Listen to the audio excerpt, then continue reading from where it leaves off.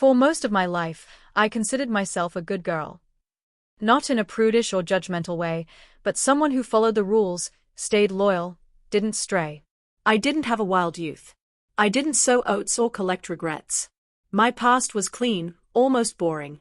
So when my fiancé gave me what he jokingly called a hall pass for my bachelorette party, I was horrified and immediately turned him down. The very idea insulted the commitment I felt to him. I was proud of that. I held myself to a moral standard. The night of the party, I left home with a smile and a kiss for him. I told him what my best friend and maid of honor had told me: we'd be renting a party bus, club hopping, drinking a bit, then crashing in a hotel room since we lived in the suburbs. He was enthusiastic, encouraging even. There were no secrets between us. At least, there weren't then. The beginning of the night was exactly as planned: dancing, laughing, blurry selfies, a lot of shots, and even more bad dancing. Some of the girls started peeling off as the night wore on. Some got rides home from boyfriends or husbands. A few of us returned to the hotel suite where my best friend passed around more drinks, and the mood started to shift from buzzed to blitzed. Then she dropped the surprise. 2 strippers. I froze when they walked in. Not because I hadn't seen one before, I had at other girls' bachelorettes, but because I had specifically told her I didn't want that kind of night. But I was too drunk, too embarrassed, and too pressured to protest. Everyone was cheering, laughing, grabbing dollar bills. I went along with it. I clapped.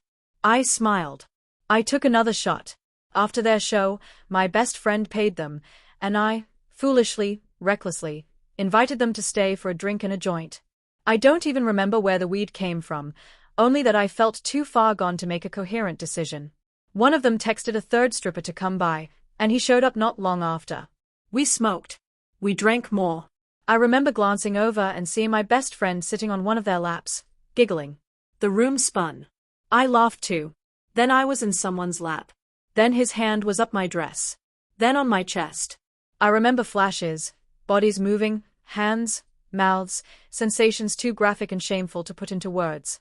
I remember all 3 of them, and I remember not stopping any of it. I woke up hours later, naked on the hotel couch. My head pounded, and a deep, cold wave of nausea washed over me, not from the hangover, but from memory. I found my best friend passed out, naked, in one of the beds.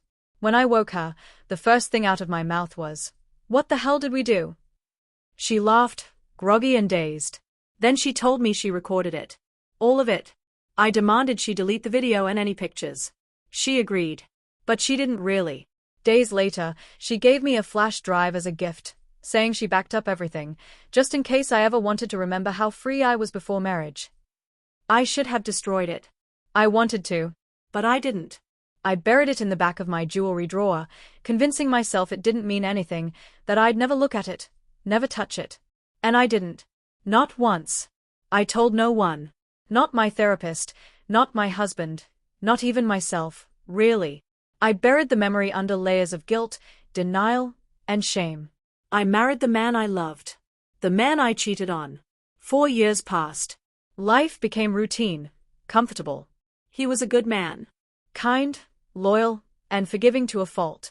Our marriage wasn't perfect, but it was solid. I thought I had successfully left that night behind me. I told myself it was a mistake. A drunken blur. A lapse in judgment I would carry to my grave. But secrets have a way of clawing their way out. My best friend, who had long since stopped being someone I truly trusted, got drunk at a barbecue and spilled the whole story to her husband. It took less than 48 hours before it reached mine. I came home to silence.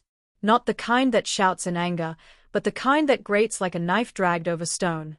He didn't yell. He didn't accuse. He didn't even ask questions. He just looked at me. And something in that look, something once warm and unbreakable, was gone. I know, he said quietly. That's all. I broke. I tried to explain. I told him how drunk I was, how none of it was planned, how I had said no to the pass. That it wasn't who I was. That I regretted it every day. That it was the worst mistake I ever made. But my words sounded thin. Empty. Like excuses a teenager makes when caught doing something stupid. He nodded. Said he needed time. 4 days, he barely spoke. I watched him leave for work like a stranger. He stopped kissing me goodbye. He didn't look me in the eye. Every sound of a text message made my chest tighten. I knew what was coming, but I kept pretending it wouldn't. Then one afternoon, he came home early. Papers in hand. Calm as ever. I can't stay with someone I don't trust, he said. I tried. I wanted to. But this isn't something I can get past.